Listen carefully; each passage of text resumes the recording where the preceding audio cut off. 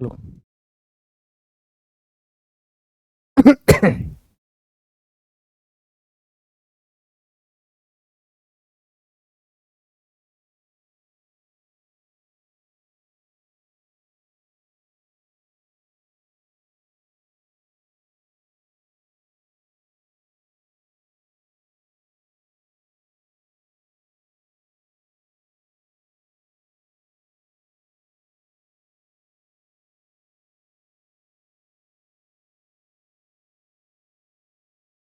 Hello hello.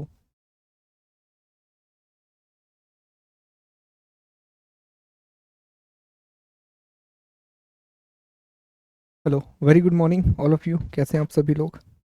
गुलशन, गौरव, शहनाज, अंकुश, AGS user, पवन, सोनम, एकता, प्रियांशु, कुमार, जियाउल, अलका, गोपाल, अजय, अंशु। कैसे हैं सभी लोग? Very good morning all of you. Sorry. सब बढ़िया? पढ़ाई अच्छी चल रही है? ओके, बहुत अच्छी बात है। चलिए, थैंक यू यार। ठीक। तो नोट्स भी कल के अपलोड कर दिए गए थे टीम के द्वारा। आज भी आपको हर दिन के नोट्स उसी दिन आपको मिल जाया करेंगे। उसी दिन का लेक्चर उसी दिन आपके लिए अपलोड कर दिया जाएगा। जो लेक्चर नहीं, सॉरी, नोट्स आपको उसी दिन अपलोड कर दिए जाएंगे। ठीक है। तो दोस्तों, आप सभी लोगों का एक बार फिर से बहुत बहुत स्वागत है हमारे एनसीईआरटी के इस फाउंडेशन कोर्स में, जहां पर हम इतिहास का अध्ययन कर रहे हैं। और इतिहास के तहत आज से हमारी पहली क्लास, जिसमें हम पढ़ना शुरू करेंगे, हम प्राचीन भारतीय इतिहास का अध्ययन शुरू करेंगे। एंशियंट इंडियन हिस्ट्री को पढ़ना हम शुरू करेंगे। उससे पहले मैं उम्मीद करता हूं कि जो पॉइंट हमने कल की क्लास में डिस्कस किए थे, क्योंकि कल की क्लास बेहद ज़रूरी क्लास है, क्योंकि कल की क्लास में हमने एनसीईआरटी के सारे बेसिक्स का अध्ययन किया। हमने ये समझा कि एनसीईआरटी क्यों पढ़नी चाहिए, एनसीईआरटी किस तरह पढ़नी चाहिए, और हमारी अप्रोच एनसीईआरटी को लेकर के क्या होने वाली है। तो उम्मीद यही है कि कल की क्लास आपने देखी होगी और उसमें कोई भी डाउट नहीं होगा, क्योंकि वो ऐसी क्लास नहीं थी जिसमें कोई भी डाउट निकल करके आए। फिर कल की ही क्लास में आपको याद होगा तो हमने आखिरी में आपको सिलेबस बता दिया था कि आखिर हम कौन कौन सी बातों का अध्ययन करने वाले हैं, हमारे पॉइंट क्या होंगे। अच्छा, ये किताबों की लिस्ट भी हमने डाल दी थी। किसी ने कहा था कि सर नहीं मिल रहा है, कौन सी किताब है, तो नोट्स में ही हमने डाल दिया था कि अब जो पुरानी एनसीईआरटी है 11वीं और 12वीं की, वो इन 3 किताबों के नाम से आने लगी है। प्राचीन भारत का इतिहास, राम शरण शर्मा, विपिन चंद्रा की आधुनिक भारत का इतिहास, और आप देखेंगे कि सतीश चंद्र की मध्यकालीन भारत का इतिहास। ठीक इसी तरह ये किताबें इंग्लिश में भी अवेलेबल हैं। तो दोनों भाषा, हिंदी और इंग्लिश में ये किताबें मिल जाएंगी आपको। ठीक है। फिर दोस्तों, हमने पिछली क्लास में हमारे एंशियंट हिस्ट्री का सिलेबस देखा था कि आखिर प्राचीन भारतीय इतिहास में हमें किन किन बातों का अध्ययन करना है। तो कुल मिलाकर के 11 टॉपिक हैं। प्रयास यही होगा कि आने वाले 20-22 क्लासेस में हम इन 11 टॉपिक्स को ख़त्म कर लें। थोड़ा स्पीड में चलेंगे तो हमारे ये 11 टॉपिक ख़त्म भी हो जाएंगे, लेकिन स्पीड में ऐसे नहीं भागना है कि चीज़ें समझ में ही ना आए। चीज़ों को समझना भी है, उसको एक प्रकार से लिखने का भी प्रयास करना है, और फिर हमें टॉपिक को धीरे धीरे करके आगे बढ़ाना है। तो आज से दोस्तों हम पहले क्लास की शुरुआत कर रहे हैं, हमारा पहला अध्याय हम शुरू कर रहे हैं। और हमारे पहले अध्याय का नाम है प्राचीन भारतीय इतिहास के स्रोत, sources of ancient Indian history. ठीक है। अब देखें, ध्यान दें। जब भी हम कोई भी चैप्टर पढ़ेंगे, इवन चैप्टर के अंदर हम कोई भी हिस्सा पढ़ेंगे, तो पहले चैप्टर को पढ़ने से पहले हम उसका आयाम समझ लेंगे, हम उसके डायमेंशन समझ लेंगे। डायमेंशन समझने का अर्थ ये है कि पहले हम इस बात को स्पष्ट कर लेंगे कि आखिर इस अध्याय में हमें क्या क्या पढ़ना है। वो क्लियर रहेगा तो आपके दिमाग में एक रोड मैप रहेगा कि अच्छा, इस चैप्टर को इस तरह से प्रोग्रेस करना है और यहाँ तक हमें इसे लेकर के जाना है। ठीक है। तो सबसे पहले कुछ बेसिक बातों की हम चर्चा कर लें, फिर हम इसकी बात करेंगे। देखो, एक सवाल जहां से एनसीईआरटी की शुरुआत होती है कि आखिर इतिहास का अर्थ क्या होता है, what is the meaning of history. बहुत सिंपल भाषा में अगर आप बात करें तो इतिहास की परिभाषा बिल्कुल सामान्य है। जब भी आप पुरानी घटनाओं का अध्ययन करते हैं तो इसे इतिहास कहा जाता है। अब सर, अगर हम ये परिभाषा इस्तेमाल करें, आपने कहा कि सर एक परिभाषा ये है कि पुरानी घटनाओं के अध्ययन को हम इतिहास कहते हैं। History is the study of the past event. तो सर पुरानी घटनाएं तो बहुत ज्यादा हुई हैं। आज देखिए, अगर हम कल की ही बात करें तो कल पूरी दुनिया भर में कितनी घटनाएं हुई होंगी। तो क्या हम सभी घटनाओं का अध्ययन करेंगे? और अगर हमने सभी घटनाओं का अध्ययन करना शुरू कर दिया, हमने सभी इंसिडेंट को पढ़ना शुरू कर दिया, तो इतिहास बहुत विशाल हो जाएगा। वैसे भी लगभग 3 करोड़ पेजों का इतिहास अब तक लिखा जा चुका है दोस्तों। ठीक है, तो इतिहास क्या हो जाएगा, बहुत विशाल हो जाएगा। क्लियर? तो इसकी परिभाषा को और रिफाइन किया गया। एनसीईआरटी में ही कहा गया कि ऐसी पुरानी घटनाएं जो कि हमारे वर्तमान से संबंधित हैं, उनके अध्ययन को हम इतिहास कहते हैं। अब ये ज्यादा अच्छी परिभाषा बनती है। Study of all the past event which is relevant in the present is known as the history. ये इतिहास की सबसे अच्छी परिभाषा है कि उन सभी पुरानी घटनाओं का अध्ययन करना जो हमारे वर्तमान से संबंधित है। एग्जाम्पल के लिए, आज जब हम बात करते हैं कि भारत की संस्कृति बड़ी गौरवशाली है, इंडिया का जो कल्चर है वो बहुत ही ज़्यादा एक प्राइड कल्चर है, बहुत ही फ्लॉरिश एक कल्चर है, तो आखिर इसके रूट को हमें सर्च करना होगा कि इंडिया का ये कल्चर डेवलप कैसे हुआ। तो जब हम इसके रूट को सर्च करने के लिए जाएंगे तब हमें पता चलेगा कि ओके इसकी शुरुआत इंडस वैली से हुई है, लेकिन आज जिन चीज़ों को हम मान रहे हैं, जिन प्रैक्टिसेस को हम फॉलो कर रहे हैं, इनका संबंध वैदिक एरा से है। इन सब की शुरुआत कहाँ से हुई है? वैदिक एरा से इन सब की शुरुआत हुई है।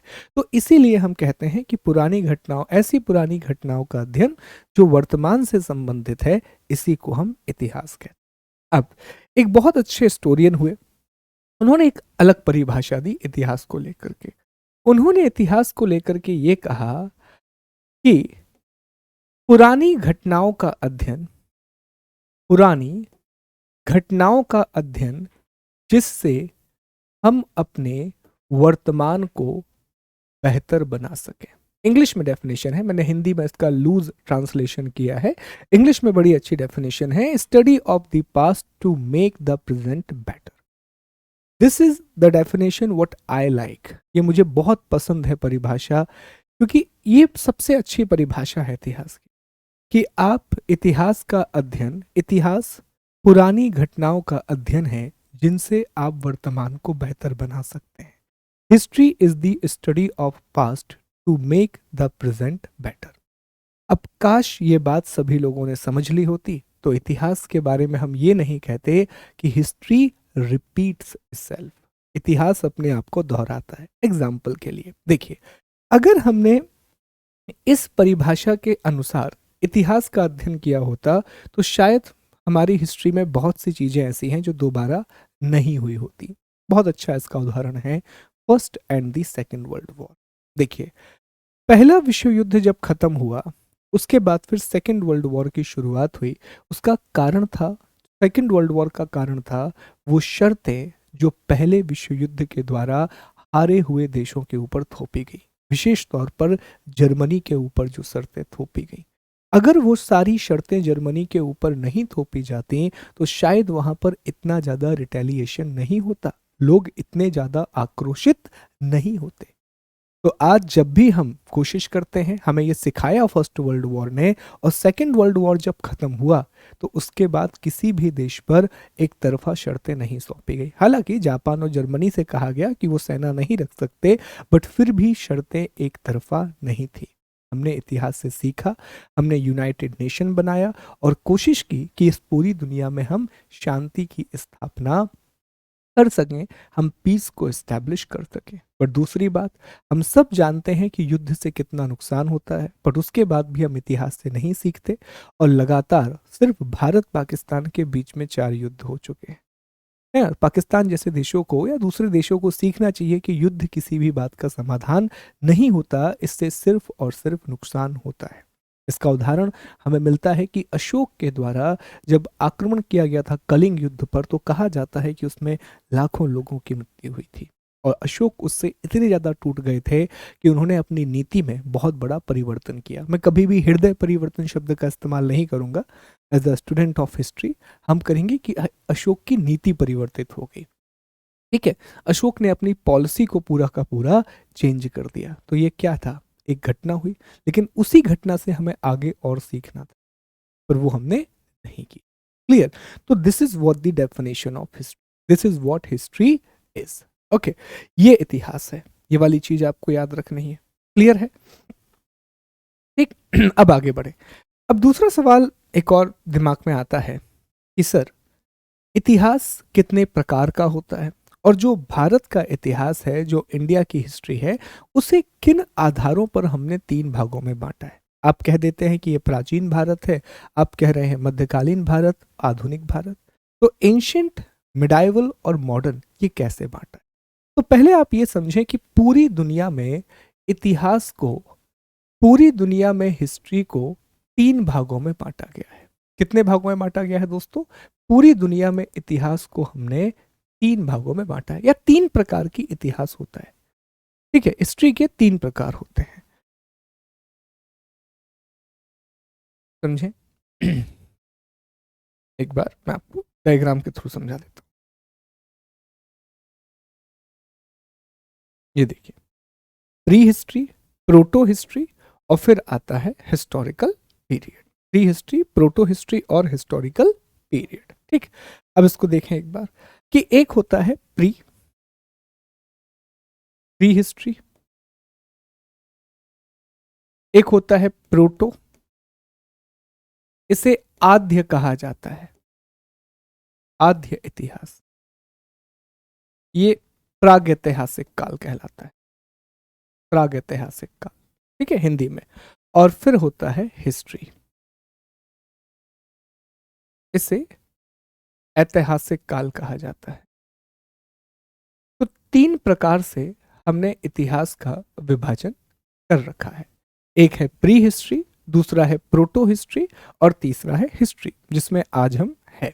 ओके, अब सर प्री हिस्ट्री का मतलब क्या है? तो ये जो तीनों का विभाजन किया हुआ है, हमने इतिहास को इन 3 भागों में बांटा है। ये हमने बांटा है रिटिन सोर्सेस के बेसिस पर, ये हमने बांटा है लिखित साक्ष्यों के आधार पर। तो आधार क्या है, व्हाट इज द पैरामीटर, ये आपको पता होना चाहिए कि इतिहास के विभाजन का जो आधार है, जो हिस्ट्री के क्लासिफिकेशन का पैरामीटर है, ये है रिटिन एविडेंस। इतिहास के वर्गीकरण का जो आधार है वो है लिखित साक्ष्य। कैसे, ध्यान देना। देखो, प्री हिस्ट्री, प्राग ऐतिहासिक काल, हमने उस काल को कहा है जहां पर हमें कोई भी रिटिन एविडेंस नहीं मिलता, जहां हमें कोई भी लिखित साक्ष्य नहीं मिलता। तो इतिहास का जो पहला दौर है, जब इंसानी जीवन की शुरुआत हुई, जब इंसान आदि मानव का जीवन जी रहा था, तो ये वो समय है जब हमें किसी भी प्रकार के लिखित साक्ष्य नहीं मिलते। क्यों? क्योंकि इंसान उस समय क्या था, आदि मानव था। जो ह्यूमन है वो प्रिमिटिव एज में था, तो वो अभी जीना सीख रहा था, लिखना पढ़ना तो बहुत दूर की बात है। तो इस वाले फेज में जितना भी इतिहास आया, उसे हम प्री हिस्ट्री बोलते हैं। सर, इसका कोई उदाहरण है क्या? इसका कोई एग्जाम्पल है? बिल्कुल, इसका उदाहरण है स्टोन एज। इसका उदाहरण क्या है? Stone age. सर, इसका सबसे अच्छा उदाहरण है पाषाण काल। पाषाण काल जो पूरा का पूरा हमारा पाषाण काल रहा, उसके हमें लिखित साक्ष्य नहीं मिलते। हाँ, चित्र वगैरह कुछ मिलते हैं, पर लिखित साक्ष्य, ऐसा कोई रिटन स्क्रिप्ट, ये हमें देखने के लिए नहीं मिलता। ठीक, तो इतिहास में दुनिया का कोई भी हिस्सा जहां के इतिहास के लिखित साक्ष्य उपलब्ध नहीं है, वो प्रागैतिहासिक काल में आएगा, वो प्री हिस्ट्री में आएगा। ठीक, इसके बाद दूसरा है प्रोटो हिस्ट्री। देखो, प्रोटो हम इस्तेमाल करते हैं भगवान शिव के लिए आद्य शिव। तो प्रोटो का मतलब क्या है? आधा, आद्य। कुछ है जो पूरा नहीं हो पाया है, जो कुछ अधूरा सा छूट गया है। ठीक है, इस तरह से प्रोटो हिस्ट्री। तो प्रोटो हिस्ट्री की खास बात यह है, आद्य इतिहास की खास बात यह है कि इसके रिटन एविडेंस हैं, इसकी लिखित जानकारी उपलब्ध है, हमारे पास है कि हाँ लिखा है, कुछ स्क्रिप्ट है, कुछ ऐसा ऐसा करके। बट अभी तक हम इसे पढ़ नहीं पाए हैं, अभी तक हम इसे डिसाइफर नहीं कर पाए हैं। तो याद रखना, इतिहास का ऐसा समय जिसके लिखित साक्ष्य उपलब्ध हैं पर अब तक हम उन्हें पढ़ नहीं पाए हैं, अब तक हम उन्हें डिसाइफर नहीं कर पाए हैं, ऐसे इतिहास को हम आद्य इतिहास कहते हैं, प्रोटो हिस्ट्री कहते हैं। Written evidence is available but not deciphered is known as the proto history. Sir इसका कोई उदाहरण बता दीजिए जल्दी से, एग्जाम्पल, तो दिमाग में और क्लियर हो जाएगा। जी हाँ, इसका उदाहरण है इंडस वैली सिविलाइजेशन, सिंधु घाटी सभ्यता। सिंधु घाटी सभ्यता से हमें बहुत सारी मोहरें मिली हैं, हमें बहुत सारे मोहर मतलब क्वाइन, हमें बहुत सारे क्वाइंस मिले हुए हैं और उन क्वाइंस पर कुछ कुछ लिखा है, ठीक है, पर उन्हें अब तक हम पढ़ नहीं पाए हैं, उन चिन्हों के अर्थ को हम नहीं समझ पाए हैं, क्योंकि किसी भी भाषा को या स्क्रिप्ट को पढ़ने, जब आप पढ़ते हैं ना, तो उस स्क्रिप्ट को पढ़ने के बाद आपको वो सिंबल्स नजर आते हैं। जैसे मान लीजिए कि मैं इंग्लिश की बात करूं, तो अगर मैं इंग्लिश को लिख रहा हूं, तो जैसे मैंने लिखा एस, फिर मैंने एक सेंटेंस में एस, फिर एक जगह मैंने लिखा ए, तो जब हिस्टोरियन इसको पढ़ेंगे तो वो ये देखेंगे कि अच्छा ये एस बार बार रिपीट हो रहा है, ए बार बार रिपीट हो रहा है, मतलब ये अक्षर है, ये क्या है, एक लेटर है। फिर इसको वो समझेंगे, फिर वो एक शब्द बनाएंगे, फिर उस आधार पर उसे पढ़ा जाएगा। बहुत मुश्किल टास्क होता है, बहुत आसान नहीं होता। तो हिस्टोरियंस ने जो काम हमारे लिए किया है वो वाकई में काबिल तारीफ है। दुनिया भर की ऐसी ऐसी भाषाएं जिनका अस्तित्व हजारों साल पहले खत्म हो गया है, उन भाषाओं को पढ़ करके, डिसाइफर करके कंटेंट हमारे सामने रखा है ना, ये बड़ी बात होती है। तो इस तरह से निकाला जाता है। तो यहां पर क्या हो रहा है कि यहां पर लेटर में सिमिट्री नहीं मिल रही है, और जब तक वो सिमिट्री नहीं मिलेगी तब तक आप उसे पढ़ नहीं पाओगे। That is the another reason कि हमने इंडस वैली सिविलाइजेशन को प्रोटो हिस्ट्री में रखा है, आद्य इतिहास में रखा है। ठीक, फिर इसके बाद तीसरे नंबर पर आता है ऐतिहासिक काल, हिस्टोरिकल पीरियड। यहां पर रिटन एविडेंस अवेलेबल है, लिखित साक्ष्य उपलब्ध हैं, और इन लिखित साक्ष्यों को हमने पढ़ लिया है, इसे हमने डिसाइफर कर लिया है। उदाहरण क्या है? उदाहरण आप ले लीजिए कि वैदिक पीरियड से लेकर के अब तक का जो हमारा इतिहास है, तो वैदिक पीरियड में विशेष तौर पर उत्तर वैदिक काल, जो लेटर वैदिक पीरियड है, वहां से राइटिंग्स की शुरुआत हो जाती है। तो उत्तर वैदिक काल से लेकर के अब तक का जो हमारा पूरा इतिहास है वो किस में आता है? हिस्टोरिकल पीरियड में आता है, जिसके लिखित साक्ष्य हैं, और उन लिखित साक्ष्यों को हमने पढ़ लिया है, उन्हें हमने डिसाइफर कर लिया है। तो ये है इतिहास का एक सामान्य विभाजन। इस तरह से दुनिया में हिस्ट्री को डिवाइड किया गया। अब एक बार मैं पीपीटी से ये सारी चीजें पढ़ के आपको बता देता हूं ताकि आपके लिए और क्लियर हो जाए। देखें जरा, ध्यान दें। Pre history, it is the period of human culture for which no written records are available. The history of this period is studied by archaeological evidence only. This period is divided into three parts: Paleolithic, Mesolithic and Neolithic. तो ये इतिहास का एक, हिंदी में देख लेते हैं। यह मानव संस्कृति का ऐसा काल है जिसका कोई लिखित अभिलेख उपलब्ध नहीं है। इस काल के इतिहास का अध्ययन पुरातात्विक साक्ष्यों से ही किया जाता है। क्यों? क्योंकि साहित्यिक शास्त्र तो है नहीं, तो जितना भी अध्ययन होगा वो आर्कियोलॉजिकल सोर्सेस अर्थात पुरातात्विक साक्ष्यों से होगा। इस काल को तीन भागों में बांटा गया है: पुरापाषाण, मध्यपाषाण और नवपाषाण। आद्य इतिहास, प्रोटो हिस्ट्री। आद्य इतिहास प्रागैतिहासिक और आधुनिक इतिहास के बीच का काल है। आद्य ऐतिहासिक काल में लेखों का रिकॉर्ड मौजूद है, लेकिन बाद के युगों के द्वारा इसे समझा नहीं जा सका है। इस काल की अवधि 2500 ईसा पूर्व से 600 ईसा पूर्व तक है। तीसरा इंग्लिश में देख लेते हैं, proto history. Proto history is the period between prehistory and modern history. Proto-historic period has a record of writings, but it is not understood by the succeeding ages. Duration of this period is 2500 BC to 600 BC. इसके बाद historical period. It is the period whose information is available in the written records. Historical activities after 600 BC. वह काल जिसकी लिखित जानकारी उपलब्ध है और जिसे हमने पढ़ लिया है। 600 ईसा पूर्व के बाद की ऐतिहासिक गतिविधियां इसमें शामिल हैं। ठीक है, बताइए इसमें कोई डाउट है? कोई डाउट यहां तक? फिर मैं आपसे एक सवाल करूंगा। Then I will ask a question to you. पहले बताओ यहां तक कोई डाउट, एनी प्रॉब्लम?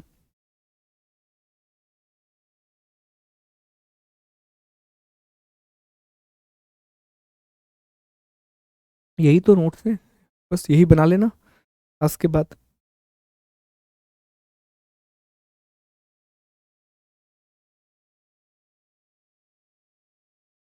दोस्त वो 11th-12th की किताबें ही हैं जो पब्लिकेशन के फॉर्म में आने लगी हैं। ठीक है, क्लियर है? Okay, very good. क्लास चल रहा है, लगातार क्लास चल रहा है। अगर आपका क्लास रुका हुआ है तो एक बार आप बैक होके दोबारा से एंटर कीजिए, क्लास चालू हो जाएगा। ठीक, चलिए आगे बढ़ते हैं। तो ये एक पॉइंट हो गया जो आपको यहाँ पर याद रखना है, विच इज़ इम्पॉर्टेंट, कि भैया 3 अलग अलग काल हैं जो आपने यहाँ पर समझ लिए। अब मेरा आपसे एक सवाल है, बहुत ध्यान से इसका जवाब दीजिएगा सभी लोग। देखो, 2 प्रकार के सोर्स होते हैं। इतिहास को अगर आप पढ़ना चाहते हैं, अगर हिस्ट्री को आप पढ़ना चाहते हैं, तो हिस्ट्री को पढ़ने के 2 प्रकार के सोर्स होते हैं। एक होता है आर्कियोलॉजिकल सोर्स, जिसे पुरातात्विक साक्ष्य कहा जाता है, और दूसरा होता है लिटरेरी सोर्स, जिसे साहित्यिक साक्ष्य कहा जाता है। ध्यान दीजिएगा मेरी बात पर। 2 प्रकार के सोर्स होते हैं, एक होते हैं पुरातात्विक स्रोत, जिसे आर्कियोलॉजिकल सोर्स कहा जाता है, और दूसरे होते हैं लिटरेरी सोर्स, जिसे साहित्यिक स्रोत कहा जाता है। पुरातात्विक साक्ष्यों में हम मटेरियल का इस्तेमाल करते हैं, वस्तुओं का इस्तेमाल करते हैं। मटेरियल, अब मटेरियल में क्या आ सकता है? तो सर इसमें घर आ सकता है, इसमें क्वाइन आ सकते हैं, इसमें आप चाहें तो कोई सभ्यता पूरी की पूरी शहर आ सकता है। ठीक है, इसमें पोएट्री अर्थात मिट्टी के बर्तन आ सकते हैं, मिट्टी के बर्तन आ सकते हैं। फिर इसमें आते हैं शिलालेख, शिलालेख जिसे हम इंस्क्रिप्शन बोलते हैं। क्या होता है अभी हम समझेंगे। पहली बात मैंने आपको यह बताई कि इतिहास पढ़ने के 2 प्रकार के सोर्स हैं। एक है आर्कियोलॉजिकल सोर्स, जिसे हम पुरातात्विक साक्ष्य कहते हैं, और इसके अंदर आप वस्तुओं की बात करते हैं कि भैया आपको सिंधु घाटी सभ्यता का अध्ययन करना है, तो कैसे पता पड़ा सिंधु घाटी सभ्यता के बारे में? सर हमें एक शहर मिल गया, तो वो पुरातात्विक स्रोत आएगा। सर जैसे ही हम उस शहर में गए तो हमें मकान मिल गए, सर हम मकान में गए तो हमें वहां नालियां मिल गई, सर हम और आगे बढ़े तो मिट्टी के बर्तन मिल गए, सर और आगे बढ़े तो हमें ये समझ में आया कि कुछ लोग शवों को दफना रहे थे, तो हमें उसके समाज के बारे में जानकारी मिल गई। तो क्या इन सब सोर्स में कोई भी ऐसी बात है जो लिखी हुई हो? कोई भी रिटन एविडेंस है? तो जवाब होगा नहीं सर, कोई भी रिटन एविडेंस नहीं है। ये सारी जानकारी हमने वस्तुओं को देख करके प्राप्त की है। दूसरी तरफ होते हैं लिटरेरी सोर्सेस, जिन्हें कहा जाता है साहित्यिक स्रोत। क्या कहा जाता है? साहित्यिक। ये होते हैं रिटन, कोई किताब है ना, कोई किताब हो सकती है, कोई लेख हो सकता है, ये रिटन एविडेंस में आते हैं। जहां पर किताबें मिलती हैं आपको, अर्थशास्त्र जैसी किताब, ऋग्वेद जैसी पुस्तक, है ना, ये सारी चीजें आपको मिलती हैं, तो इसमें पुस्तकें आती हैं। और ये इतिहास का सबसे ऑथेंटिक सोर्स माना जाता है। इन दोनों को साथ में रखा जाता है। कैसे, वो हम बाद में समझेंगे। फिलहाल मैंने आपको 2 बेसिक बातें समझाई। एक बात हमने आपको ये समझाई कि एक पुरातात्विक स्रोत है और दूसरा है साहित्यिक स्रोत। अब मेरा है आपसे प्रश्न, क्योंकि टॉपिक तो हमने समझ लिया है। अब जो प्रश्न करूंगा उसका जवाब देना और सभी लोग पार्टिसिपेट करना। मैं एक टेबल बना रहा हूं यहां पे, एक टेबल है, इसमें एक तरफ हमने लिखा है हिस्ट्री, एक तरफ मैंने लिखा प्री हिस्ट्री, सॉरी यहां पर मैंने लिखा प्री हिस्ट्री, ये है प्रोटो हिस्ट्री, और फिर ये है हिस्ट्री।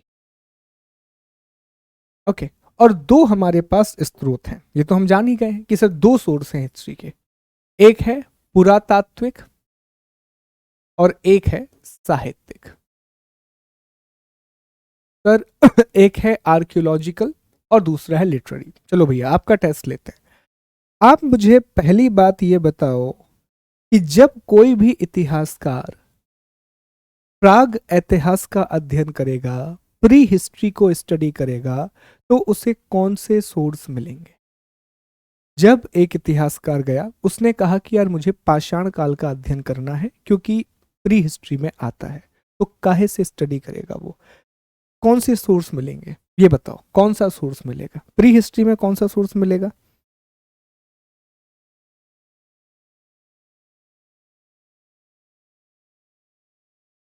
हाँ बना सकते हैं, नो प्रॉब्लम, नो प्रॉब्लम।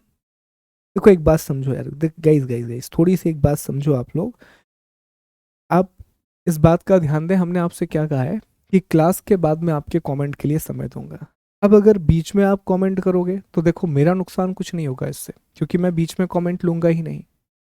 कोशिश ये करो कि जब क्लास हो जाए, अभी अभी क्या करना है आपको, सिर्फ क्लास पे फोकस करना है। हमने क्या कहा कि नोट्स कैसे बनाना है, क्या होना है, मैं क्लास के बाद बता दूंगा। पीपीटी आपके पास है, पीपीटी से देख देख के आप नोट्स बना लेना।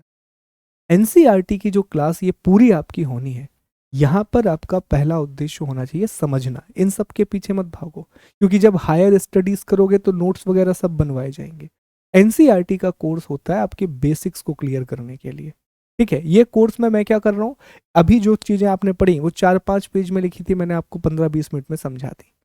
अभी पूरी कहानी जो आपकी 20-25-30 पेज में है वो मैं आपको 2 लेक्चर में समझा दूंगा। समझने पर फोकस करो, दिमाग में डालो। पेपर में तो आ जाएंगी चीजें, पहला फोकस किस पे? दिमाग पे, कि सर दिमाग में पहले आना चाहिए। ठीक है, तो हमारे बीच में अग्रीमेंट होगा, आप और हम इस बात का वादा करते हैं कि सर बीच में हम कमेंट नहीं करेंगे, हम पहले समझेंगे चीजों को, आप जो पढ़ा रहे हो उसको समझेंगे, बाद में हम सवाल करेंगे। ठीक है, समझो, बेसिक है, बहुत बेसिक है, समझ लो एक बार। ओके, और समझने की वजह से आपकी स्पीड बढ़ेगी थिंकिंग की। एक तो ध्यान दो, बिल्कुल सही जवाब है कि सर प्री हिस्ट्री में हमें सिर्फ और सिर्फ आर्कियोलॉजिकल सोर्स मिलेंगे, हमें किसी भी प्रकार के साहित्यिक स्रोत नहीं मिलेंगे। बहुत अच्छी बात। दूसरा, प्रोटो हिस्ट्री में क्या मिलेगा? जब आप आद्य इतिहास में आओगे, जब आप आद्य इतिहास में आओगे तो आपको क्या मिलेगा? दोनों मिलेंगे या सिर्फ एक मिलेगा? प्रोटो हिस्ट्री में आर्कियोलॉजिकल और लिटरेरी दोनों मिलेंगे, पुरातात्विक और साहित्यिक दोनों मिलेंगे, कि एक मिले? बताओ जल्दी से, ये अच्छा सवाल है। Proto, very good, very good, बहुत बढ़िया दोस्तों, ब्रिलियंट। सर प्रोटो हिस्ट्री में हमें आर्कियोलॉजिकल भी मिलेगा और लिटरेरी भी मिलेगा, लेकिन समस्या क्या है सर?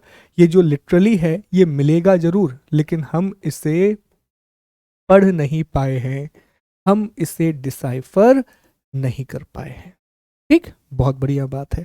फिर तीसरा, हिस्ट्री, इसमें कौन से मिलेंगे? ऐतिहासिक काल में, बताओ भैया, ऐतिहासिक काल में क्या मिलेगा दोस्तों? हिस्टोरिकल पीरियड में क्या मिलेगा? जल्दी से, बहुत बढ़िया सर, ऐतिहासिक काल में हमें ये दोनों मिलेंगे, और यहां पर जो रिटन एविडेंस हैं उन्हें हमने पढ़ लिया है, उन्हें हमने डिसाइफर कर लिया है। चलो, यही प्रकार की बेसिक बातें होती हैं, ये आप समझ गए, मतलब आपका बेस क्लियर हो गया। तो ये तो चर्चा हो गई कि सर दुनिया में हमने इतिहास को कैसे बांटा है, दुनिया में हिस्ट्री को किस तरह से बांटा गया है। अब ये बताइए सर कि जो हमारा भारतीय इतिहास, जो हमारी इंडियन हिस्ट्री है, इसे हमने कितने भागों में बांटा है और क्यों बांटा है? है ना, ये सवाल आता है कि कितने भागों में बांटा है और क्यों बांटा है। तो भारतीय इतिहास को, इंडियन हिस्ट्री को हमने 3 भागों में बांटा है। ठीक। पहला जो इसका भाग है, जो पहला हिस्सा है, इसे कहा जाता है प्राचीन इतिहास, इंग्लिश में एंशियंट हिस्ट्री। ठीक। दूसरा इसका जो हिस्सा है, सेकंड जो इसका भाग है, इसे कहा जाता है मध्यकालीन इतिहास, अर्थात मिडाइवल। और तीसरा जो इसका हिस्सा है, इसे कहा जाता है आधुनिक इतिहास,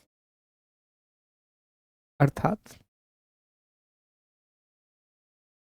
मॉडर्न हिस्ट्री। क्लियर? ये 3 अलग अलग भाग हैं। अब इसका अगर हम समय देखें तो देखो, समय हर किताब में अलग अलग मिलेगा, इवन एनसीईआरटी में भी अलग अलग समय है। तो हम एक अप्रोक्सीमेट टाइम मान लेते हैं, हम एक लगभग लगभग का समय मान लेते हैं। तो देखिए दोस्तों, भारत का इतिहास जो 700 एडी तक रहा है, 700 एडी तक का जो इतिहास है, वो किस में आता है? प्राचीन इतिहास में आता है। ठीक है, 700 एडी तक के इतिहास को। फिर 700 से लेकर के जो 1750 तक का इतिहास है, उसे हम मध्यकाल में रखते हैं। ठीक। और 1750 से लेकर के अब तक का जो इतिहास है, प्रेजेंट, या इसे हम प्रेजेंट की जगह चाहें तो 1947 कर सकते हैं। 1947 तक की जो हिस्ट्री है, उसे हम आधुनिक इतिहास में रखते हैं। अच्छा, हर किताब में अलग अलग है, जैसा मैंने कहा, इसलिए आपको ऐसा परेशान नहीं होना कि सर ये डेट एक जगह 712, एक जगह 1000 है। नहीं, वो नहीं। आप कंसेप्ट को समझो। समझना किसको? कंसेप्ट को समझना है। देखो, सवाल यहां पर ये नहीं है, ये तो एक बेसिक क्वेश्चन हो गया कि सर किस साल, ये कभी नहीं पूछेगा। सवाल ये है कि कैसे डिवाइड करते हैं सर इतिहास को, कैसे इतिहासकारों ने ये मान लिया कि ये प्राचीन इतिहास है और सर ये जो इतिहास है ये आधुनिक है, ये मध्यकाल है। देखिए दोस्तों, इसका हमेशा जो आधार होता है, इतिहास को बांटने का जो हमेशा आधार होता है, वो होता है बृहद परिवर्तन, या इसी को हम कहें, बड़े परिवर्तनों को हम कहते हैं क्रांतिकारी परिवर्तन या ग्रेट ग्रेट चेंजेस। अब ये परिवर्तन किस रूप में होने चाहिए? तो ये परिवर्तन राजनीतिक, पॉलिटिकल, आर्थिक, इकोनॉमिक और सामाजिक, अर्थात सोशल, इन 3 परिवर्तनों के आधार पर हम इतिहास को अलग अलग भागों में बांटते हैं। अब समझना कैसे डिवाइड किया है। देखो, इतिहास का ये जो पहला समय हम यहां देख रहे हैं, जो 700 एडी तक है, मतलब जब से इंसान आया तब से लेकर के 700 एडी तक, सन 700 तक, इस पूरे समय काल में भारत में आपको जो कल्चर देखने मिलेगा, वो लगभग एक जैसा कल्चर देखने मिलेगा। और भारत में आपको जितनी भी बातें हैं, वो वैदिक कल्चर से जुड़ी हुई मिलेंगी। कितने भी, चाहे मौर्यंस रूल करें, इवन बाहर से आकर के हूण ने आक्रमण किया, उन्होंने शासन किया, कुशांस ने शासन किया, तब भी यहाँ पर आपको भारत की संस्कृति ही दिखाई देगी। यहाँ पर जितने भी शासक आएंगे, वो इंडियन कल्चर के हिसाब से रूल करेंगे। तो इकॉनमी भी वैसी है, पॉलिटिकल सिस्टम भी वैसा है, समाज भी वैसा है। लेकिन 712 एडी, 712 एडी, 712 एडी में भारत में पहला सफल मुस्लिम आक्रमण होगा। सफल मुस्लिम आक्रमण होगा। इंडिया में पहला सक्सेसफुल मुस्लिम इन्वेजन होगा। एक अरबी मुसलमान जिसका नाम है मोहम्मद बिन कासिम, वो भारत पर अटैक करेगा और भारत में जो सिंध वाला क्षेत्र है वहां पर सबसे पहले अटैक होगा, क्योंकि ज्योग्राफिकली भारत का जो सिंध वाला रीजन है, जो पूरा पोर्शन है जिसमें जो अब पाकिस्तान में आता है, वो बिल्कुल पास है। वो क्या है? बिल्कुल पास है। तो मध्य एशिया से, सेंट्रल एशिया से मोहम्मद बिन कासिम, जो कि एक अरबी मुसलमान है, अरबिक मुस्लिम है, वो यहाँ पर क्या करेगा दोस्तों? अटैक करेगा। ठीक है। अब जैसे ही भारत में मुस्लिम आक्रमण होगा, अब इंडिया के सिस्टम बदलना शुरू होंगे। इंडिया में पॉलिटिकल चेंजेस भी आएंगे, समाज में बहुत सारे परिवर्तन आएंगे, सोशल रिचुअल्स में परिवर्तन आएंगे।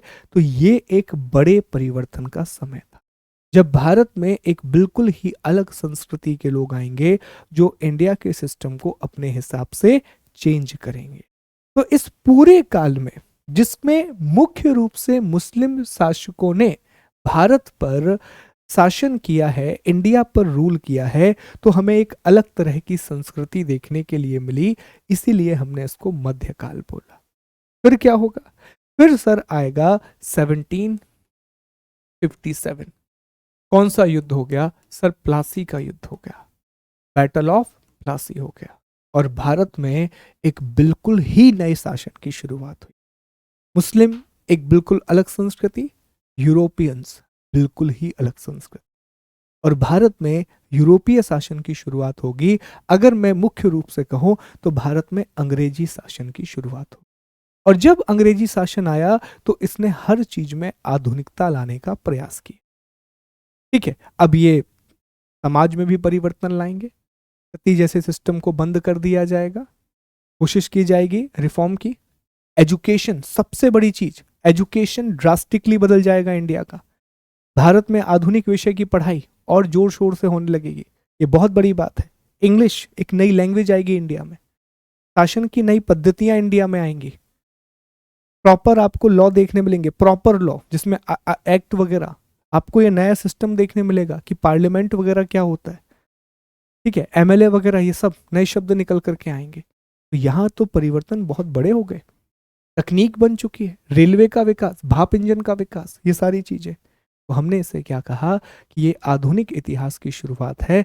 This is the initiation of the modern Indian history. तो याद रखिएगा दोस्तों, इतिहास को कभी भी हम तिथियों के आधार पर नहीं बांट सकते। इतिहास तिथियों से बड़ा होता है। डेफिनेटली तिथि हमें मदद करती है, पर जो इतिहास आपको यूपीएससी और स्टेट पीएससी के लिए पढ़ना है, वहाँ तिथियों पर हम ज़्यादा फोकस नहीं करेंगे। ठीक है। पूरे इतिहास में मुश्किल से मैं आपको 30 या 40 डेट ही बताऊंगा जो इंपॉर्टेंट है। मैं लिखवा दूंगा अलग से कि ये डेट लिख लो भैया। बाकी हमें डेट सिर्फ एक पॉइंट ऑफ टाइम के लिए यूज करनी है। हमें याद रखना है समय काल। अच्छा, ये उस सदी में हुआ था, लगभग उस समय की बात हो रही है, लगभग ही काम होता है। मेन है आपका कंसेप्ट। अंडरस्टूड?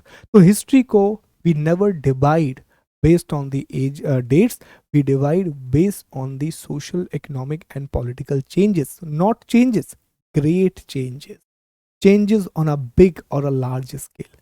हम इतिहास का विभाजन तिथियों के आधार पर ना करके राजनीतिक, आर्थिक और सामाजिक परिवर्तन, कैसे परिवर्तन, वृहद परिवर्तन के आधार पर करते हैं। बताओ ये बात क्लियर है? Are we okay with this? Clear है?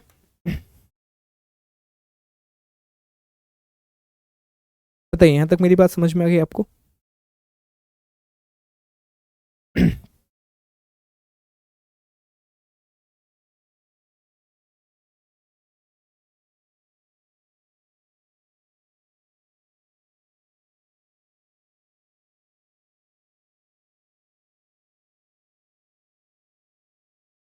ठीक, चलो ओके। अब आगे बढ़ते हैं, अब अगले टॉपिक पे बात कर लेते हैं। ठीक है सर, हमें ये भी समझ में आ गया, ये बेसिक बात भी हमें समझ में आ गई कि इतिहास आखिरकार किस तरह से बांटा गया है। तो देखिए दोस्तों, अभी जो हमारा पहला चैप्टर है उसमें हमने पहले हिस्से को कंप्लीट कर लिया। हमारे चैप्टर का ये पहला हिस्सा था डिवीजन ऑफ हिस्ट्री, इसको हमने कंप्लीट कर लिया। ठीक है। अब हम दूसरे हिस्से पर आएंगे, टाइमलाइन इन हिस्ट्री, इतिहास की समय रेखा। फिर हम क्या पढ़ेंगे?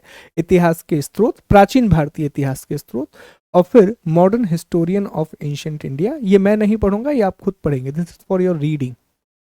कुछ ऐसा कंटेंट होगा जो मैं दूंगा और वो आपको खुद पढ़ना होगा, है ना, जो इंपॉर्टेंट नहीं है वो आपको खुद पढ़ लेंगे एक बार। चलिए ध्यान दें। तो अब हमें सर यहां तक की बात तो समझ में आ गई, ये सारी बातें अब तक बड़ी स्पष्ट हैं। अब थोड़ा सा सर हमें चर्चा ना टाइम के बारे में भी करनी है, बिकॉज सर जब हम इतिहास पढ़ते हैं, हिस्ट्री हम पढ़ते हैं, तो हमें उसमें अजीब सी डेट मिलती है सर। कई जगह पर एडी लिखा रहता है, कई जगह पर बीसी लिखा रहता है, कई जगह पर सीई लिखा रहता है और कई जगह बीसीई लिखा रहता है। ये क्या है, कैसे इनका इस्तेमाल होना है और हम डेट कैसे निकालेंगे, इस बात की जानकारी हमें नहीं है। तो पहले तो इनके समझ लो फुल फॉर्म। देखो, जो ईसाई धर्म के लोग हैं, उन्होंने इसको शुरू किया तो उन्होंने दो समय दिए। एक उन्होंने कहा बीसी और एक उन्होंने कहा एडी। बीसी का मतलब है बिफोर क्राइस्ट, जीसस क्राइस्ट के, ईसा मसीह के जन्म से पहले का समय, बिफोर क्राइस्ट, बीसी। एडी का मतलब है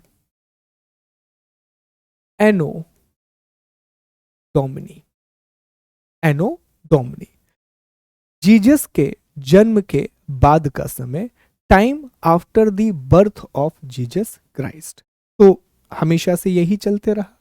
लेकिन जब नए इतिहासकार आए तो उन्होंने कहा कि अगर हम बीसी और एडी का इस्तेमाल करेंगे तो ये दिखा रहा है कि हम एक धार्मिक इतिहास की बात कर रहे हैं, हम एक रिलीजियस हिस्ट्री की बात कर रहे हैं।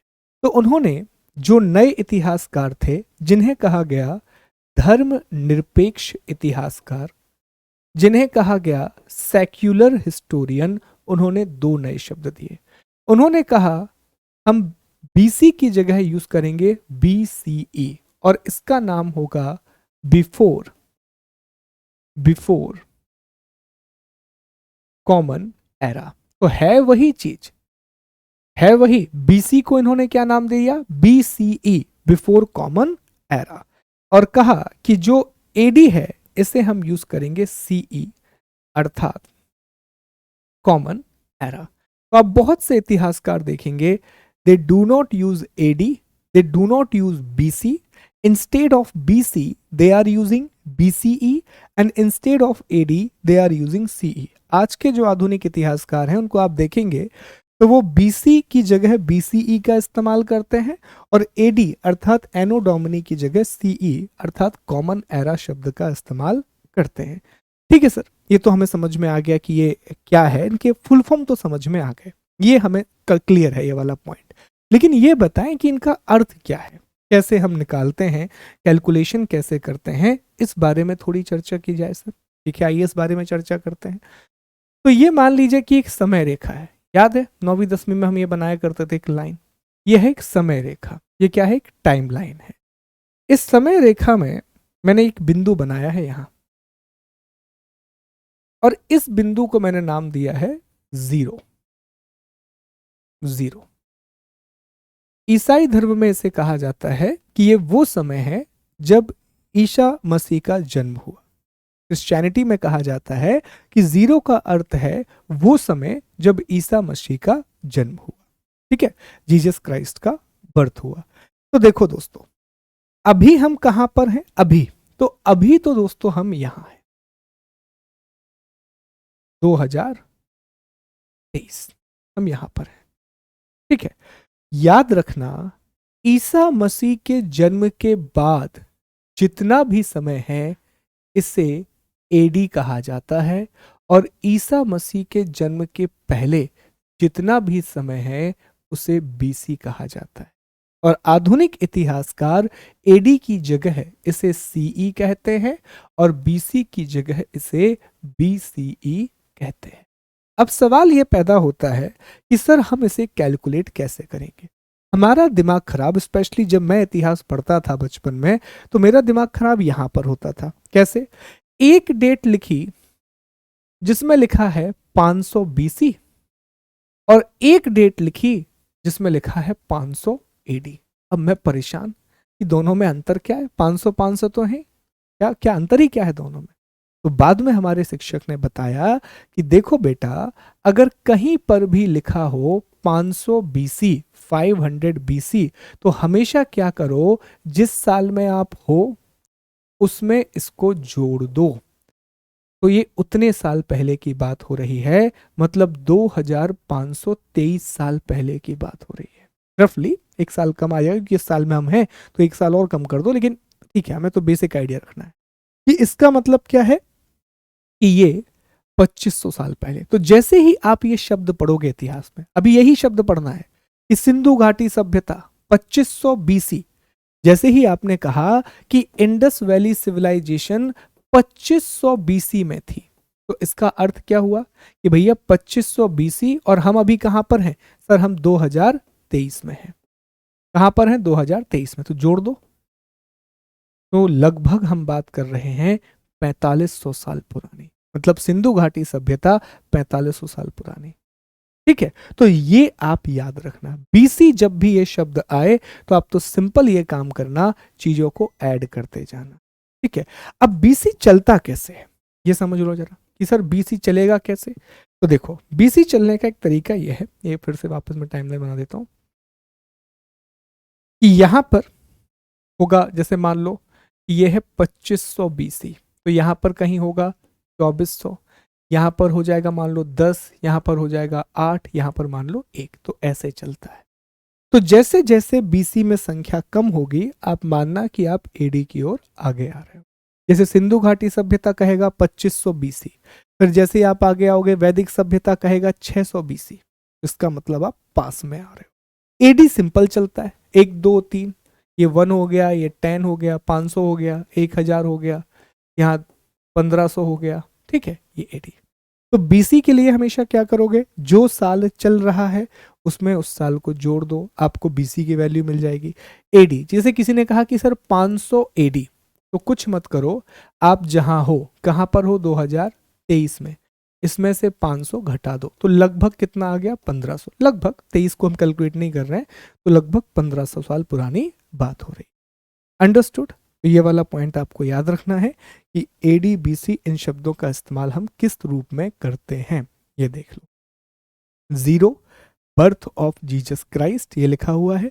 बीसी, बिफोर क्राइस्ट, इसी को सेक्युलर टर्म में हम क्या कहते हैं, before the common era.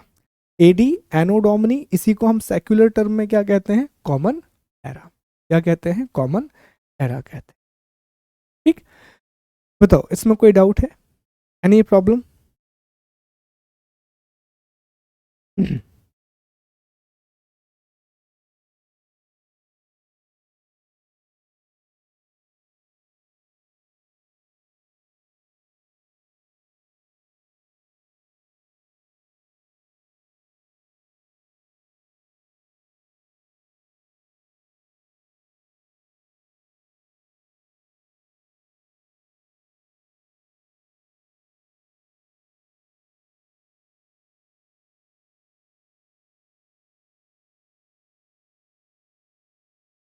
No, ठीक है, clear, very good, very good.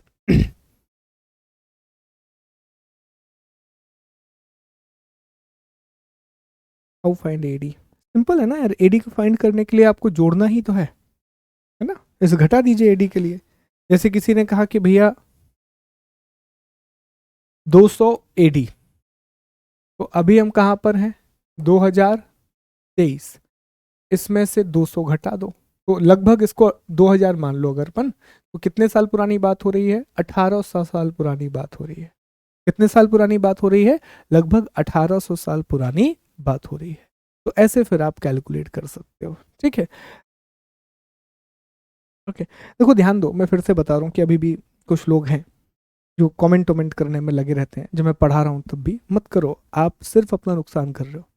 ठीक है, देखो बाकी लोग आराम से पढ़ रहे हैं, वो जब उन्हें पता है कि हमें कमेंट करना है वो करेंगे, बाकी आप ही का नुकसान हो रहा है, बीच बीच में आके कमेंट कर रहे हो। देखो एक डिसिप्लिन ना बनाना पड़ेगा आपको क्लास में, मैं तो बना के रखूंगा एज अ टीचर, आपको डिसिप्लिन ये बनाना रहेगा क्लास में कि इसे आप ऑफलाइन क्लास की तरह पढ़िए। ऑफलाइन क्लास में क्या बीच में कुछ भी बोल देते हो, ऐसा होता है कि बीच में आए चले गए, आए चले गए। ऑनलाइन क्लास में आप लोग ये करते हो, बीच में आ गए चले गए, आ गए चले गए, है ना। तो ये चीज़ है, तो उस बात का बड़ा ध्यान रखें कि जितना ज़्यादा यूटिलाइजेशन आप करेंगे उतना फ़ायदा आपको इस चीज़ का मिलेगा। ठीक, चलिए तो आगे बढ़ा जाए।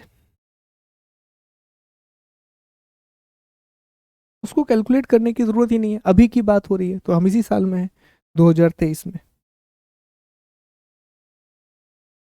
देखो देखो बात समझो, अमृत, आई गेस, अमृत, उसमें कंफ्यूज होने की जरूरत नहीं है।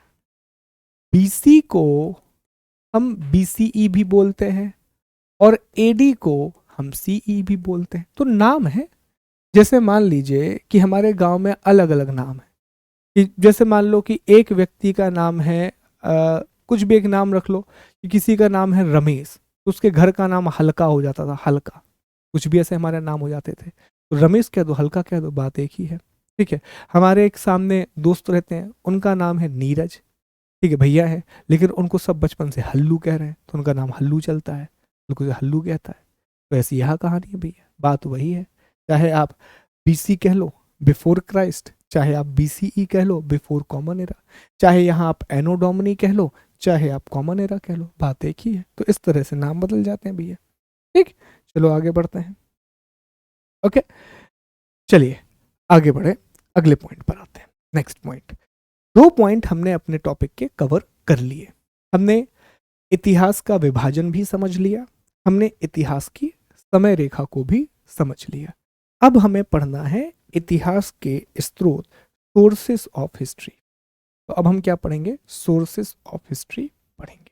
ध्यान देना, यहां से आपके फैक्चुअल चीजें भी शुरू होंगी, कंसेप्ट तो आ ही रहा है पर फैक्ट्स भी आना शुरू होंगे एक एक करके। ठीक, तो ये हमने अभी अभी आपको समझा दिया है कि सर इतिहास के जो स्रोत होते हैं उन्हें हम 2 भागों में बांटते हैं। कितने भागों में बांटते हैं दोस्तों, जो हिस्ट्री के सोर्सेस होते हैं उन्हें हम 2 भागों में बांटते हैं। अभी समझाया था हमने आपको, एक है आर्कियोलॉजिकल सोर्सेस, जिन्हें हम हिंदी में क्या कहते हैं, पर हिंदी में इन्हें हम पुरातात्विक स्रोत कहते हैं। क्या कहते हैं, पुरातात्विक स्रोत कहते हैं, आर्कियोलॉजिकल। और दूसरे हैं लिटरेरी सोर्सेस, जिन्हें हम हिंदी में क्या कहते हैं, पर हिंदी में इन्हें हम साहित्यिक स्रोत कहते हैं। देखो बहुत ध्यान से समझो, पुरातात्विक स्रोत का मतलब है कि इसमें आपको कोई बर्तन मिल गया, कोई घर मिल गया, कोई भी चीज मिल गई। जैसे मान लीजिए कि आज से 1 लाख साल के बाद एक सभ्यता आई और उसने हमारे बारे में पता लगाना है, तो जब वो खुदाई करेंगे, आर्कियोलॉजी में क्या करना पड़ता है, आपको खुदाई करनी पड़ती है, आपको डिगिंग करनी पड़ती है। तो जब वो खुदाई करेंगे तो उन्हें ये घड़ी मिलेगी, उन्हें ये रिमोट मिलेगा, उन्हें ये पेन मिलेगा, उन्हें लैपटॉप मिलेंगे, पानी की बोतल मिलेंगी, प्लास्टिक मिलेगा। तो ये जितनी भी वस्तुएं होती हैं उन सभी वस्तुओं को हम पुरातात्विक स्रोत कहते हैं, उन सभी को हम आर्कियोलॉजिकल सोर्स कहते हैं। वहीं दूसरी ओर जो पुस्तकें होती हैं, जहां पर चीजों को लिखा गया है, किताबें जो होती हैं, उन सभी पुस्तकों को हम साहित्यिक स्रोत कहते हैं। और साहित्यिक स्रोत हमेशा हमेशा किसी भी काल में 3 प्रकार के होते हैं। एक साहित्य होता है धार्मिक, जिसमें धर्म के अनुसार बातें लिखी जाती हैं, और भारत के इतिहास का जो प्रारंभिक स्रोत है वो धार्मिक साहित्य ही है। आज वैदिक एज के बारे में जो भी हमारी जानकारी है उसमें से 90% जानकारी हमें वैदिक साहित्य से मिलती है। और वैदिक साहित्य कैसा साहित्य है, धार्मिक साहित्य है, एक रिलीजियस नोट है। ठीक है। फिर दूसरा होता है धर्मनिरपेक्ष, सेक्युलर, इसी को अन्य भी कहा जाता है। इसमें कहानियां होती हैं, जैसे पंचतंत्र की कहानियां, तो कुछ ना कुछ जानकारी, क्योंकि जब एक कहानी लिखी जाती है तो सामान्यतः उस काल को सोच करके लिखी जाती है। ठीक है। अभिज्ञान शकुंतलम है, बहुत सारे नाटक इसमें देखने के लिए मिलते हैं। ओके, तो ये सारी चीजें हमें सेक्युलर एंड अदर में आती हैं। और तीसरा होता है फॉरेन अकाउंट्स, ये बहुत इंपॉर्टेंट है। तीसरा क्या होता है, जो विदेशी यात्री आते हैं और भारत में जब जब साम्राज्य बने, हर एक साम्राज्य में अलग अलग विदेशी यात्री आते रहे। और विदेशी यात्री भारत या दूसरे देश क्यों आते हैं, सीखने के लिए, नॉलेज देने के लिए। हमारे भारत में दुनिया की सबसे पहली यूनिवर्सिटीज बनी, तक्षशिला विश्वविद्यालय का निर्माण हुआ। भारत में नालंदा विश्वविद्यालय बना, जो कि हॉस्टल सुविधा वाली यूनिवर्सिटी थी, माना जाता है कि दुनिया की पहली यूनिवर्सिटी थी इस प्रकार की। तो विदेशों से लोग पढ़ने के लिए आते थे। और जब वो भारत आते थे तो वो अलग अलग जगह की यात्रा करते थे और फिर उन सभी के बारे में वो लिखा करते थे। तो उनका जो लेख है उससे हमें बहुत जानकारी मिलती। जैसे हेनसान जब भारत आया तो हेनसान के लेख से बहुत जानकारी मिलती, मार्को पोलो के लेख से जानकारी मिलती है, निकोलो कांटी साउथ इंडिया के बारे में बहुत जानकारी मिलती है। ठीक है, अब्दुल रज्जाक के से जो लेख हैं उससे बहुत जानकारी मिलती है। इब्न बतूता मोहम्मद बिन तुगलक के शासनकाल में बहुत जानकारी मिलती है ना। तो ये फॉरेन अकाउंट्स कहलाते हैं, विदेशी लेख कहलाते हैं। तो हमें इन्हीं दो के बारे में पढ़ना है। पहले हम पढ़ेंगे आर्कियोलॉजिकल सोर्सेस के बारे में और फिर हम पढ़ेंगे लिटरेरी अर्थात साहित्यिक स्रोत के बारे में। अब ये सारे आर्कियोलॉजिकल सोर्स हैं। देखो इसमें बर्तन वगैरह आपको दिख रहे हैं, हार मन के कहलाते थे ये, हार वगैरह आपको दिख रहे हैं, ये सब क्या है, आर्कियोलॉजिकल सोर्स, ये सारी चीजें हैं। तो चलिए सबसे पहले हम आर्कियोलॉजिकल सोर्स को पढ़ना शुरू करते हैं। सबसे पहले हम पुरातात्विक स्रोतों को पढ़ना शुरू करते हैं। तो जैसा मैंने बताया कि पुरातात्विक स्रोतों में 4 चीजों का अध्ययन हमें करना है। सबसे पहले हमें अध्ययन करना है सामग्री का। पहले किस चीज का अध्ययन करना है कि जो भी सामग्री हमें मिली है इसे कहा जाता है मटेरियल रिमेन्स, सामग्री। तो सर सामग्री में क्या क्या मिल सकता है? तो सामग्री में हमें घर, सामग्री में हमें कुछ बस्तियां, हमें कुछ बस्तियां मिल सकती हैं। ठीक है, और भी चीजें, सामग्री मटेरियल सब कुछ इसी में आ गया। फिर सामग्री के बाद हम दूसरा अध्ययन करेंगे पोएट्री, पोट्री। पोट्री में क्या आता है? तो पोट्री मतलब मिट्टी के बर्तन, और मिट्टी के बर्तन इतिहास की जानकारी का एक बहुत प्रमुख स्रोत है, एक बहुत ही इंपॉर्टेंट सोर्स है। मिट्टी के बर्तन ये बताते हैं कि कला का विकास कैसे हुआ। ये आर्ट एंड कल्चर के पर्सपेक्टिव से बहुत जरूरी। देखो सबसे शुरुआत जब मानव की हुई तो उसने बहुत ही सामान्य मिट्टी के बर्तन बनाए। धीरे धीरे वो इसमें आर्ट सीखने लगा, उसके लिए आर्टिस्टिक चीज हो गई, गोल बर्तन बनाना, फिर बर्तनों में डिजाइन लेकर के आना, फिर उसमें धीरे धीरे रंगों का प्रयोग करना, फिर रंगों के प्रयोग के बाद उसमें कुछ कुछ चित्र बनाना। ये सब क्या है? ये आपके आर्ट एंड कल्चर को दिखा रहा है। तो यहाँ तो हम पोट्री बहुत सामान्य तरीके से पढ़ेंगे, यहाँ जो मिट्टी के बर्तन हैं हम बहुत सामान्य तरीके से पढ़ेंगे। लेकिन जब इसी बात का अध्ययन, इसी पर्टिकुलर टॉपिक का अध्ययन हम आर्ट एंड कल्चर में करेंगे तो बहुत डिटेल में पढ़ेंगे, और ये बहुत अच्छा एवोल्यूशन दिखाता है भारत में आर्ट का। तीसरा है क्वाइन, सिक्के। सिक्के भी इसी के तहत आते हैं और सिक्के बहुत महत्वपूर्ण है।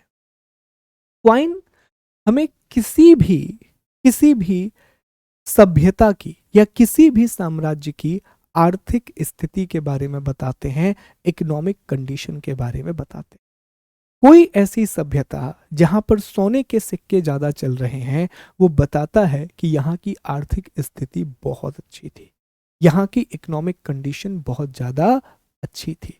वहीं कोई सभ्यता जिसमें हम देख रहे हैं कि कांसे के सिक्के चल रहे हैं, वो दिखाएगा कि मुद्रा की मांग बढ़ चुकी है और शायद यहाँ पर स्थिति अब उतनी अच्छी नहीं है। साथ ही साथ यह हमें नेचुरल रिसोर्सेस के बारे में बताता है।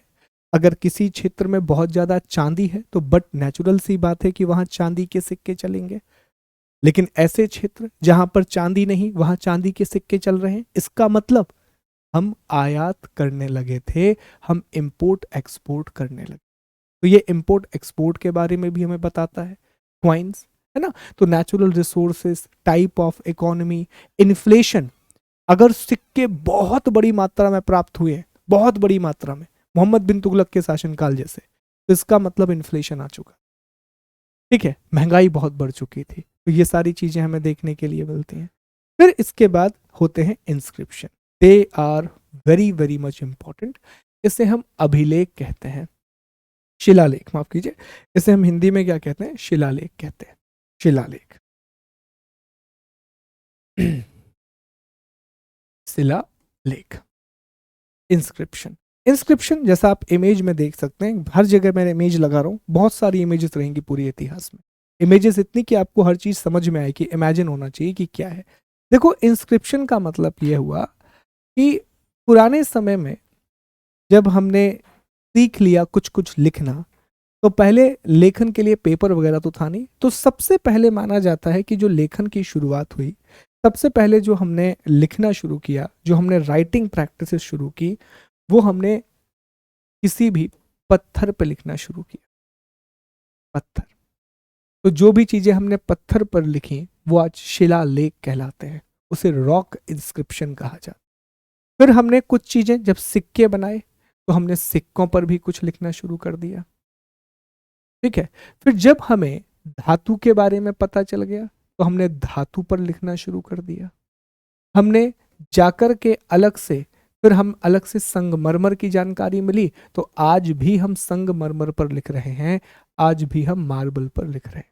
आप देखिए, मंदिरों में जाइए, मंदिरों के में हमेशा मार्बल की एक सीट लगी रहती है। मंदिरों को छोड़ दीजिए, आप यहीं पर चले जाइए, कोई रोड बनती है, वहां पर कोई उद्घाटन करता है, तो वो प्रॉपर एक मार्बल या ग्रेनाइट पे नाम वाम लिखा रहता है कि इनके द्वारा कराएगा। क्यों? क्योंकि पता है कि ये लंबे समय तक चलेगा। तो ये चीज है, पत्थर, सिक्के, धातु, संगमरमर, इन सब पे जब लिखना शुरू किया, तो जो लेख, जो भी राइटिंग इन पत्थर, सिक्के, धातु, संगमरमर पर की गई है, कई बार एक पिलर बना दिया जाता था, खंबा, इस तरह से एक पिलर बना है, अब उस पिलर पे हमने कुछ कुछ कुछ लिख दिया इस तरह से। तो ये सब किस में आते हैं? इंस्क्रिप्शन में आते हैं। तो पुरातात्विक स्रोतों के अंतर्गत हम इन्हीं बातों का अध्ययन करते हैं।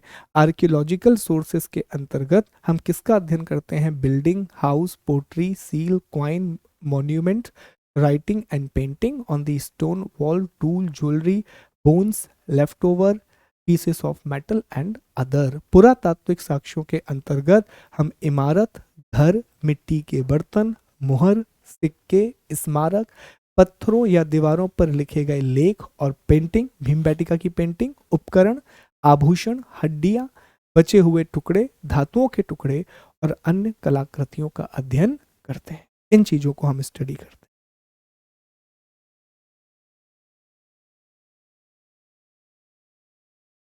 ठीक है, क्लियर है यहां तक?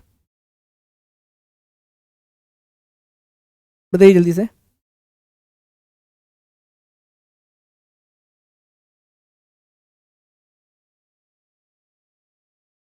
अंडरस्टूड? यहां तक बात समझ में आ रही है? क्लियर है?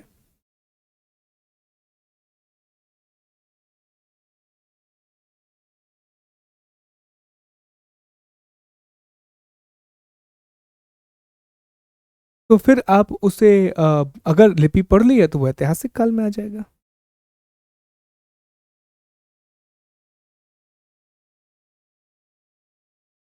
ठीक है, चलिए, बहुत अच्छी बात है। ओके, देखो, समझना चीज़ों को, जितने इमेजेस आपके सामने मैं लेकर के आऊंगा, उन इमेजेस को देखना और उनसे आप चीज़ों को समझने की कोशिश करना।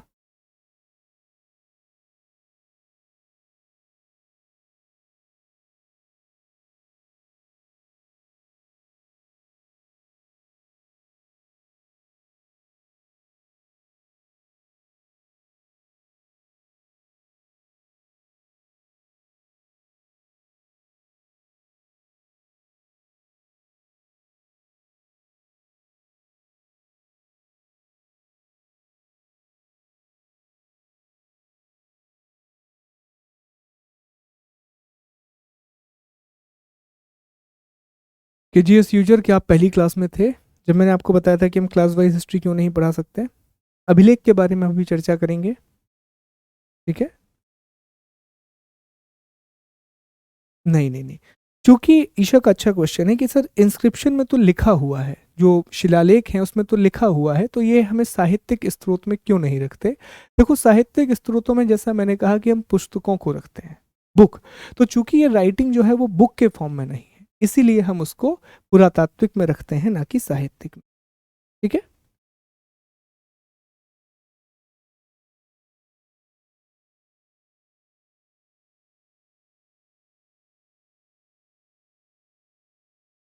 एक नोट बनाना सिखाना है, ठीक है।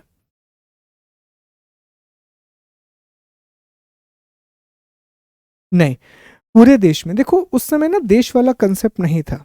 नसरीन, उस समय देश वाला कंसेप्ट था ही नहीं कि पूरा एक, जैसे आज हमारे यहाँ पे कंट्री है तो हम कहते हैं कि पूरे भारत में एक ही, तो उस समय तो बहुत छोटे छोटे अलग अलग कबीले, फिर छोटे छोटे राज्य हुआ करते थे, तो उन राज्यों में अपने अपने सिक्के चलते थे, अपनी अपनी मोहरें चलती थी। ठीक है, और किसी का कोई डाउट?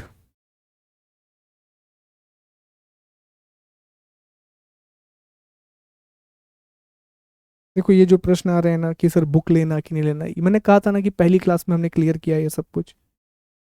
अभी सूरज आपको ये वाला प्रश्न का जवाब भी मैंने दिया अभी अभी। वो प्रिंस मैं आपको बताऊंगा जब हम वो टॉपिक पढ़ेंगे तो उस पर हम चर्चा करेंगे। ठीक है, अभी इतना बात समझो पहले। ठीक, चलो।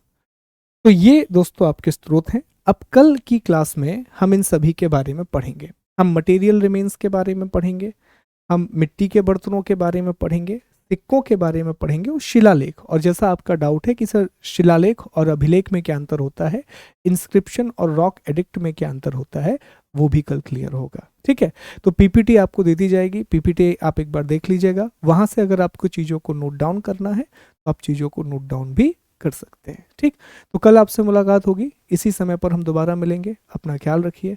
जय हिंद, जय Bharat, take care, God bless you all of you. Thank you. आपके डाउट क्या है? कल बताया था शिवा हमने कि 6 क्लास की एनसीईआरटी नहीं पढ़ना है आपको।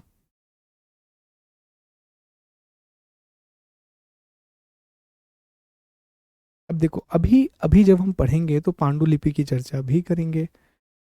ठीक है।